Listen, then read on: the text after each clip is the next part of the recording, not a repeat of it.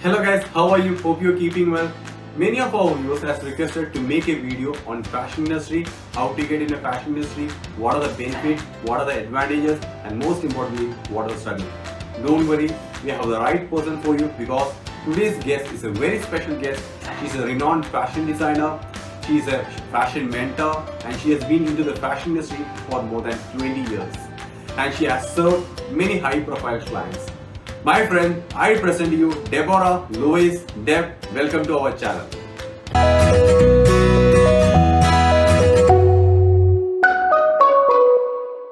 Hello, Dub.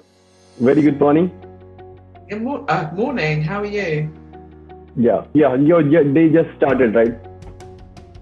That's right. Yeah. So I've already had quite a busy morning already, and it's only 10 o'clock. But yeah, that's just life. Sometimes. Yeah. Anyway, thank you for your time. So, Deb, tell me more about your Wear It Fair. Wear It Fair. Oh wow. Yeah. So Wear It Fair is a e-commerce and community initiative. So that started out as something which is called the Game in the World. I was on a leadership program and we created games. We say games, but it's basically initiatives or co-ops or just stuff where people can come together and learn and develop. So that's where it came out from. I was talking to people that were creating fashion in a sort of more ethical and sustainable way, and the whole idea is to sort of have their knowledge and expertise, and also as a selling platform as well. Oh, I mean, you provide a complete solution, right? It's not just fashion. Yeah, that's right. To be sustainable is everything. Yeah, that's right. Yeah. So, how long have you been into this fashion industry?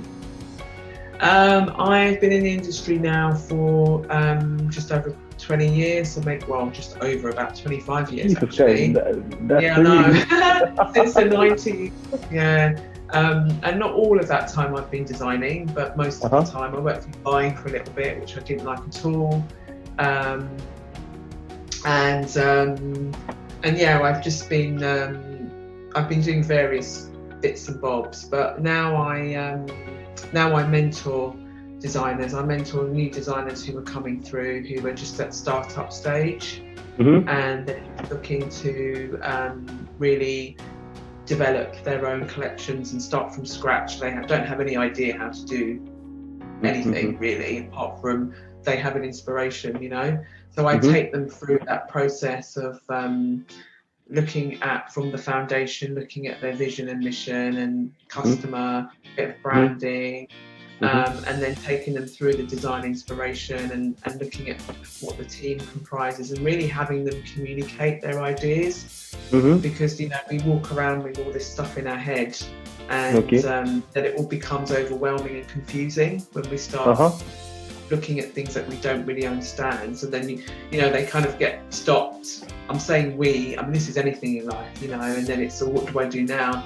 So I help them to extrapolate all that information, and they also get help with all the resources and just learning the process really, because it's a very, very big process. And people tend to go, I speak to a lot of people that want their own brands and have their own collections, but they don't, they sort of tend to jump to, I need to get this made, and they don't look at sort of the wider picture of why they're doing it in the first place, who is it for, and then they spend money, get that done, and then they go, oh, no one's buying it, because they haven't done the foundation work. So I make sure that I do all of that, and then the other stuff is actually makes sense, and it becomes a lot easier and it's quicker when you sort of do the designing and the making up at the end, because you've done all that, knowing who your customer is and what they want to buy, and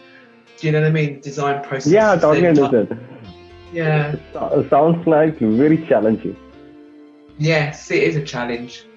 It is a challenge, but for someone who's got a dream and they want to make it profitable, then that's the work to do. It's to push through the challenge. Yeah. So you need to totally understand the market, and you need to move according to the market, and you need to know the customer really well. Deb, how you do that? How do you know the customer? Yeah. You do research on the customer. So you do. There's lots of different things really. You have a look at who it is that you want to target, and you get into the heads and the minds of who they are. Really succinctly. It's not just about they are 32 years of age and they live in London. It's really looking at the details of their lifestyle and what they're getting up to, because that's all going to give the brand owner the information of where they can fit in with their product, with that person and their life. So there's a whole, I can't go into it now, but there's a whole detailing around that. And also sort of what brands that person's buying already, what kind of clothes they like, what's missing, what is it when they go shopping, they're like, oh my God, this is just like, there's nothing for me, because everyone always has that, right? It's never a perfect thing. So that's also something that I look at with my clients' brands, of sort of like, okay, well, how can your product then fit in with them, that is going to be something that's going to be a different offering that they are actually going to buy. It's not just going to be like, oh, that's nice, but I wouldn't buy it. So there's a lot of work that needs to happen around what the customer is expecting and the branding. I hope that's answered your question. Definitely. I know actually it's a really hard part, but if you do that successfully, obviously you have the future. Sorry? So if you do that successfully, you have the future. Understanding the customer. I think you said is right. What you said is right, because most of the company might be failing. The reason that they don't actually know the market, they don't actually understand the expectations of the market. If you don't do it, obviously you just, whatever product you make, just a pay. Anyway, that's a fantastic, phenomenal effort that is, I think what I understand, that the person who was not having that experience, is really hard to survive in this industry. Am I right? Is that so? Yeah, because it's a very challenging industry. It's very tough. All the things that you hear about it are true, and I can't speak for any other industries because this is the industry that I work in, but it is very cutthroat, and it is literally like you are, it's a bit of a cheesy saying, but you are really your last design, that is what it is really. If that's people remember you for that, so if it bombs, they're going to remember that. If it's a winner, they're going to remember that. So you just got to keep it going, and it's it's a mental mindset. Which is anything in life. I think a lot of designers that I've met, they sometimes don't have, not all of them, and this is anything as well, but they don't sometimes have that agility to be able to really create their the right mindset to get the job done. Because when you're, I teach people to be the visionary, and I know that's a bit of a controversial word, not everybody likes that word. I know that. They're at the top of the chain, you get that. Understand and they have the team, and that's what I teach people, because the people that my clients, they generally haven't been through that fashion design training, so they're not actually like a designer as in the technical, trained, but they obviously have the ideas, so they need to really learn how they're going to be able to communicate with the team and be able to express those ideas, however it comes. If it's, they sketch themselves, do mood boards, or they have conversations with the designers or whatever, but that's what I teach, because I'm a believer that in order for sustainability and the ethical conversation to become wider in the fashion industry, we need to create those leaders that are really strong in having that right mindset, and they're able to train their teams, and then again it's a rinse repeat, isn't it, to build on that. I totally understand. And Deb, one more thing. From you started your career as a freelancer, then you become a fashion mentor. Now you are a CEO, director. How was this actually process? How hard was you? What are the challenges you made, and how you actually overcome that?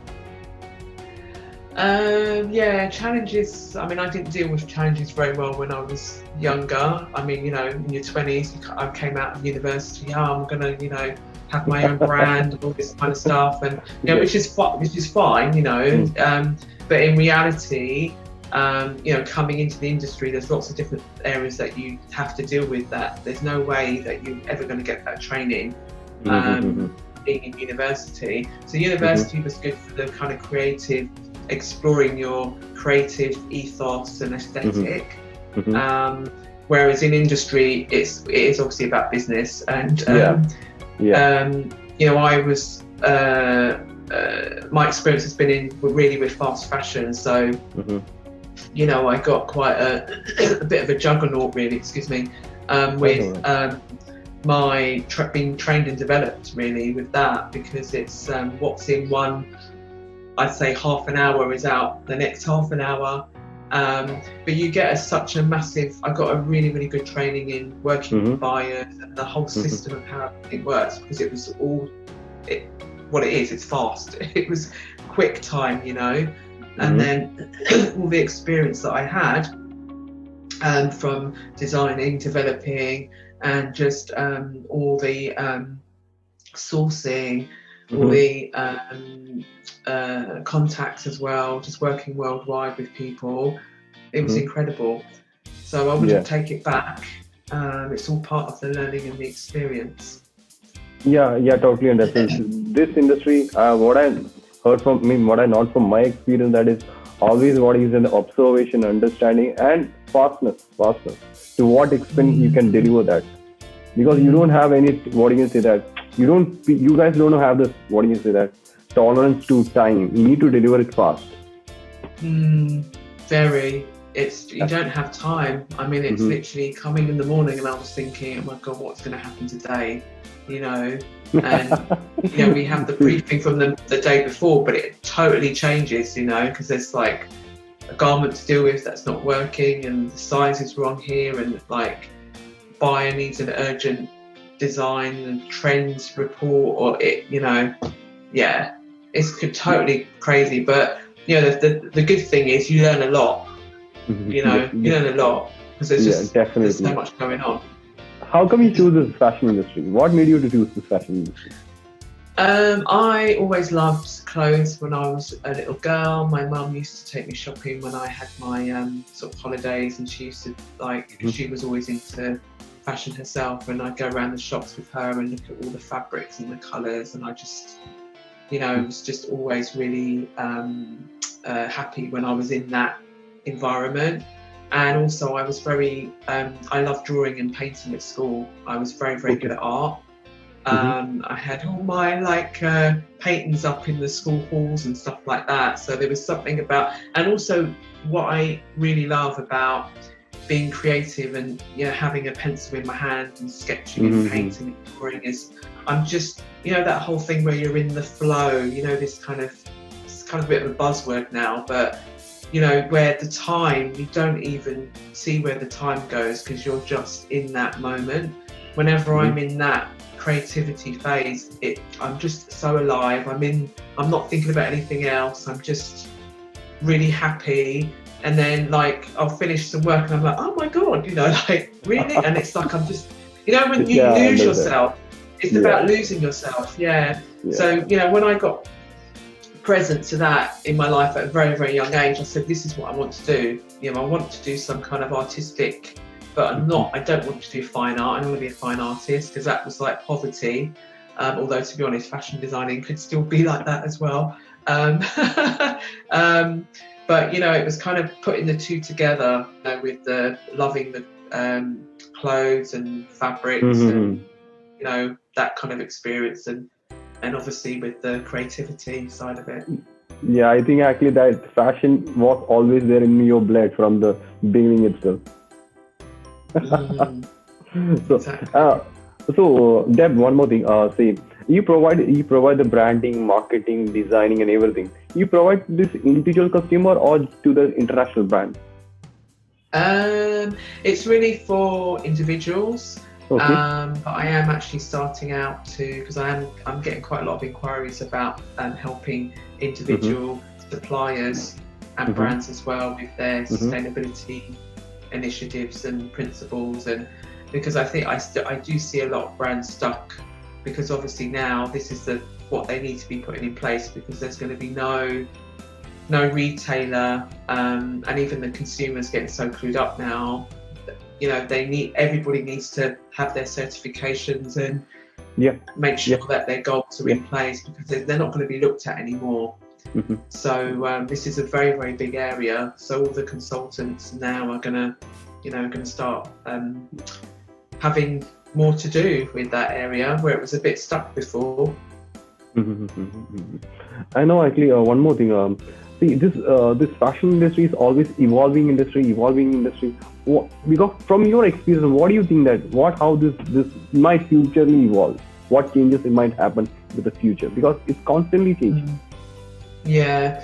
Well, just mentioning sustainability, so that's going to be like a huge game changer. And obviously we have had that. People are working on that. They've been working on that for 25, 30 years. Fair trade in this country started out with one lady here talking about it, and now it's like a worldwide thing, isn't it? So I do see that as the massive game changer.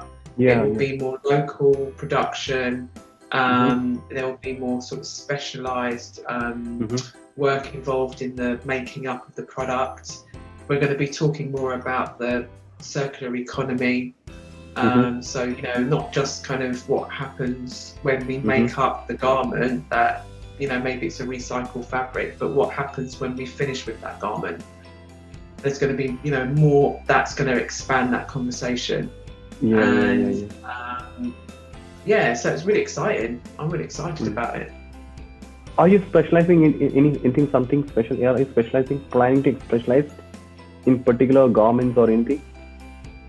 Well, I deal with. I mean, my design experience has been with women's wear separates primarily. Okay. Yeah, and print. I'm a print designer as well. Yeah, this is actually very see. And who makes all this fashion? I always actually wonder how this fashion comes from. See, after 3 months, everything comes cheap. Who is actually the puller? Yeah, well, lots of people make it. It's just it's a push and pull, isn't it? You've got the buyers, the consumers, and then you've got the makers, and then the marketing, the branding comes in the middle, doesn't it? Really? Yeah. Okay. So I always wonder actually how this actually fashion comes from, because I'm not coming from that stream, so I don't understand that. But it's keep on evolving.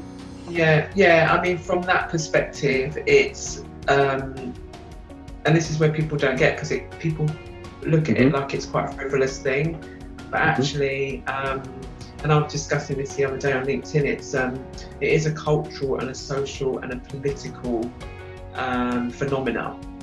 So anything in life, any ideas, we're thinking constantly, aren't we? Something has to develop from us thinking a thought about something, and this is exactly the same thing, obviously, with fashion. So, and obviously our thinking is determined about what we're exposed to in the world. So I mean, the kind of obvious thing would be in the 60s when you had the mini skirts. Mary Quant